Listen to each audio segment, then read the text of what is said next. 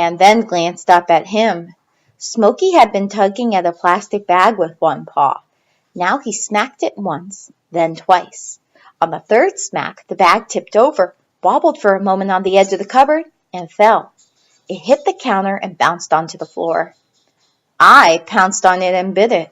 The plastic split open, and wonderful, delicious, salty, crunchy things sprayed all over the kitchen floor. I got busy cleaning them up. Smokey watched me and then batted down another bag. I ripped this one open. It was full of sweet, doughy rolls. I decided right there and then that I had been wrong about Smokey. I almost felt bad that I'd eaten his breakfast earlier. It was his own fault for letting it sit there in the bowl, of course, but even so, if I'd known he was going to be so nice to me, I would have left his food alone. At least I would have tried to. I nosed at a few of the lower cupboards, but I couldn't get them open myself. How did Smokey do it? I did manage to get my front paws up on the counter and tug down a loaf of bread in another plastic bag. I ate the bread and left the plastic alone. The kitchen trash can didn't have a lid, so it was easy to get in there. A few of the things inside were not to my taste. There was some bitter black grit that coated my tongue when I gave it a lick, plus some eggshells and more bits of plastic. None of those were worth my time. But there was plenty that I liked. Pizza crusts, a leftover scrambled egg, a scrap of bacon fat. I chewed up the plastic afterwards, just because. I was outside waiting when the bus arrived. Chelsea and Todd both got off, but there was no sign of the boy. That meant he would be arriving later with Mom. I went back into the house, wandered upstairs, and pulled a few shoes out of Mom's closet. I didn't chew on them too much, though. I was feeling full from all of my snacks, kind of sleepy. I carried the shoes down with me to the living room in case I wanted them later, and stood for a while, trying to decide if I wanted another nap on the couch, but the sun wasn't shining on it anymore, or in a patch of sun on the carpet, but it wasn't as soft as the couch. With a sigh, I chose the carpet and lay down restlessly. I wasn't quite sure it had been the right choice. When Mom's car door slammed, I was awake in an instant. I tore through the house, into the garage, out the dog door, and into the backyard so that nobody would know about my wonderful day inside the house. Ethan ran straight to the backyard to play with me. Mom went up to the front walk, her shoes clicking. "I missed you, Bailey. Did you have fun today?" the boy asked me, scratching under my chin. "Ethan, come and look at what Bailey did." At the sound of my name in such a stern voice, my ears fell. Ethan and I went into the house, and I came up to Mom, wagging my tail as hard as I could so she would be happy again. She was holding something in her hand, one of the shredded plastic bags I had left on the kitchen floor. "The garage door was open. Look at this," Mom said. "The cinnamon rolls, the potato chips, a loaf of bread, everything in the garage. Bailey, you are a bad, bad dog." I hung my head. I hadn't done anything wrong, surely, but I could tell that Mom was mad at me. Ethan was too, especially after Mom told him to pick up all the bits of plastic off the floor. How in the world did he even get up on the counter? He must have jumped, Mom said.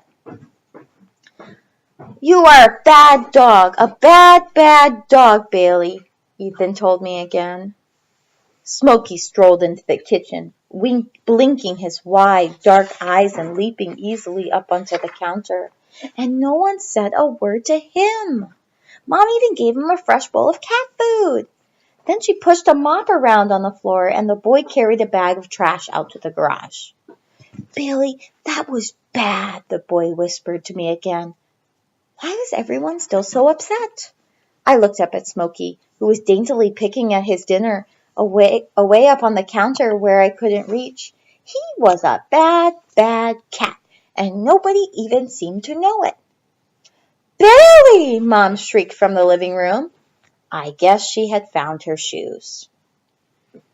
After that day, whenever I was left in the garage, I tried the doorknob again. but the door never opened a second time. I spent my days in the backyard waiting for my boy. In the afternoons and on the days he didn't have to go to school, we got to be together. On many days, we also got to spend time with the other neighborhood kids, but I noticed that none of them ever went to knock on the door of Todd's house. Sometimes I saw him walking down the street, but nobody called out to him. Most days he didn't come up to the group of kids either. He'd duck inside his house or head for the woods and the creek, alone. Those times he didn't come over to the other kids, something strange would happen. The children grew quieter and more excited at the same time. There was a nervousness about them, and it made me nervous too. Marshmallow seemed to feel the same way. She would stick close to Chelsea's side whenever Todd was nearby. Ethan didn't go to Todd's house anymore, but Todd still came to ours now and then, usually when Ethan and I were out in the yard together. One day he hurried up to the gate calling Ethan's name. "Come out! I got something," he said. Ethan went through the gate and I went with him. Todd was carrying a bag and he opened it up to let Ethan peek inside. "Eggs? What's the big deal about a carton of eggs?" Ethan asked. Todd grinned and nodded across the street where a bunch of small girls were playing a hopping game, jumping over and around some chalked lines on the sidewalk. "Let's get 'em," Todd said, grinning. Ethan looked over at the girls and back at Todd. "What? You mean like throw the eggs?" "Yeah, of course." Todd's grin grew wider, and I could tell that his heart was beating faster. Ethan hesitated. "No way, Todd. Geez, Linda's over there." Linda's dark pigtails flew as she jumped. She looked much happier than the last time I'd seen her inside her house. "So what?" Todd's grin was fading. A sneer was taking his place. "She's a little crybaby. Are you going to be a baby too? What's the big deal?" Ethan shook his head. "I don't want to. You're the one making a big deal." I didn't like the surge of rage that came off Todd, the way a whoosh of steam and smell would come out of a pot in the kitchen when Mom lifted the lid. He snatched the carton of eggs out of the bag and took a step away from Ethan. Suddenly, he threw the carton hard at Ethan's feet. Ethan jumped back, and I did too, but I came forward again at once. Rich yellow yolks and slippery whites were oozing from the broken carton and sliding all over the driveway. Clearly, this was a job for me. I went to work. "Cry, baby," I heard Todd mutter, but I was too busy licking to look up and watch him go. Ethan rubbed my head for a minute and then went into our backyard. He came back with a hose and sprayed what was left of the broken eggs down the driveway and into the gutter. He picked up the remains of the carton and threw them in the garage. After that, Todd didn't come over to our house anymore. Not during the day, anyway. But once, after the snow and the cold weather came again, I was out in the backyard before bed, finding the right spot to use, when I smelled Todd on the other side of the fence. His smell was strong. He must have been there for quite a while. I let out a warning bark and was pretty pleased when I heard him turn around and run away.